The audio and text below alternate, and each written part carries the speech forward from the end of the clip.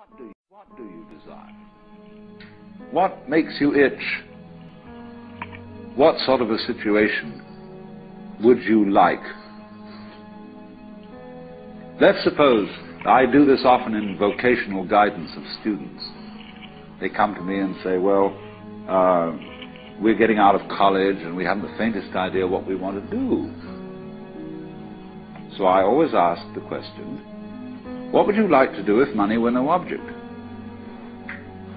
How would you really enjoy spending your life? Well, it's so amazing. As a result of our kind of educational system, crowds of students say, well, we'd like to be painters, we'd like to be poets, we'd like to be writers, but as everybody knows, you can't earn any money that way. Or another person says, well, I'd like to live an out-of-doors life and ride horses. I say, do you want to teach in a riding school? Let's go through with it. What do you want to do? When we finally got down to something which the individual says he really wants to do, I will say to him, you do that. And forget the money. Because if you say that getting the money is the most important thing, you will spend your life completely wasting your time. You'll be doing things you don't like doing in order to go on living, that is, to go on doing things you don't like doing, which is stupid. Better to have a short life that is full of what you like doing than a long life spent in a miserable way. And after all, if you do really like what you're doing, it doesn't matter what it is, you can eventually turn it, you could eventually become a master of it. The only way to become a master of something is to be really with it.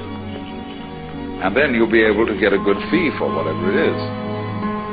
So don't worry too much.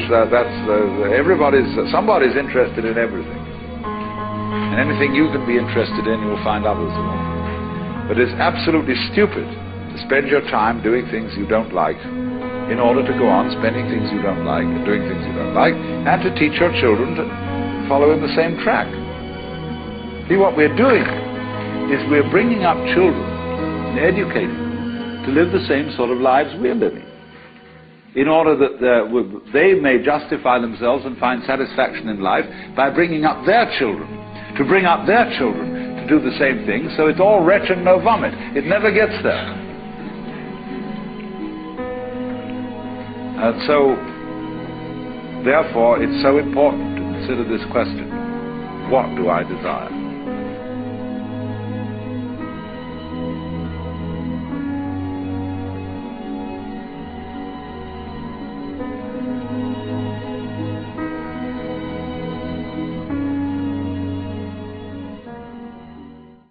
You've always been looking for something. That something that sets you apart. That something that makes you more than the person you're living as. More into the person you were created to be. What others see as mundane, you see as magnificent.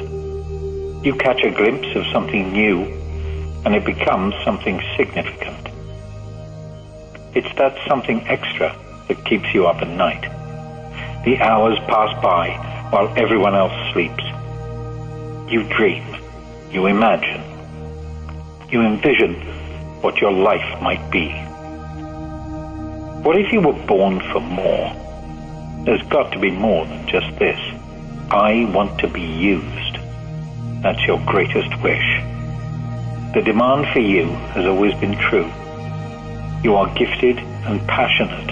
Add God's purpose to this, and watch what He can build. Now, what will you do with what you've been given? Will you put it into motion? Will you take on the responsibility? Will you follow after the calling God has placed on your life? To be fulfilled, to be engaged, to cast out all fears, doubts, and uncertainties, to stand strong, to rise up, to become who you were created to be. Who is the prodigy in you?